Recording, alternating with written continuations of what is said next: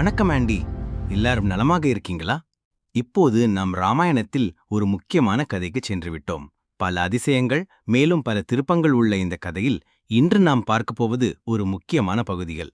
இது நட்பு மற்றும் நம்பிக்கையின் நடுவில் நடந்த ஒரு கதை. ஆகவே தாமதம் செய்யாமல் கதைக்குள் நுழையலாம் வாங்க. போகும் முன் அனைவரும் ஒருமுறை இந்த சேனலை சப்ஸ்கிரைப் செய்து பக்கத்தில் உள்ள பெல் சிம்பலை அழுத்துங்கள். ரிஷ்யமூக மலை அருகே வந்தவுடன் ராமரும் லக்ஷ்மணரும் இரண்டு அஷ்டிகள் சந்தேகமாக பார்க்கும் நிலையை கவனித்தார்கள். அவர்களில் ஒருவர் வானர ரூபத்தில் ஹனுமான். சுக்ரீவரின் ஆணையின்படி ஹனுமான் ஒரு சாது வேடத்தில் அவர்களிடம் சென்று, நீங்கள் யார், இங்கு ஏன் வந்தீர்கள் என்று கேட்டார். ராமர் தன்னுடைய கதையை கூறி சீதையே பறித்துச் சென்றது பற்றியும் கூறினார்.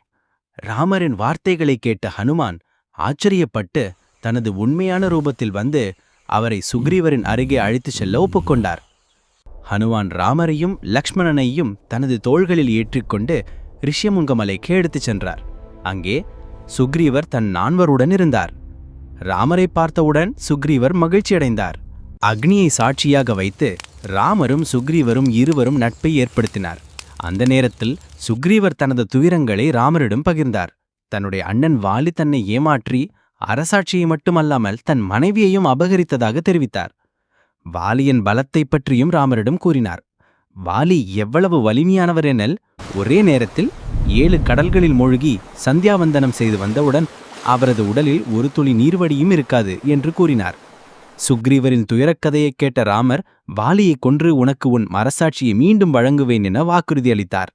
ஆனால் சுக்ரீவர் வாலியின் வலிமையை நன்கு அறிந்திருந்ததால் ராமரின் வாக்குறுதியை நம்பவில்லை.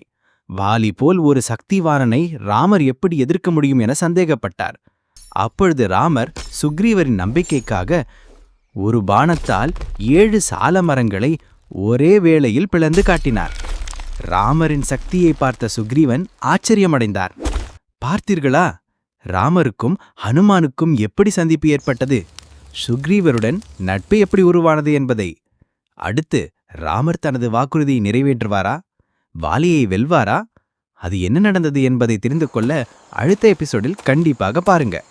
இந்த கதை உங்களுக்கு பிடித்திருக்கும் என்று நம்புகிறேன். பிடித்திருந்தால் இந்த வீடியோவை லைக் பண்ணுங்க, ஷேர் பண்ணுங்க, சேனலுக்கு சப்ஸ்கிரைப் பண்ணுங்க. கண்டிப்பாக உங்கள் கருத்துக்களை கமெண்ட்ஸ்ல சொல்லுங்க. மீண்டும் சந்திப்போம். வணக்கம். ஜெய் ஸ்ரீராம்.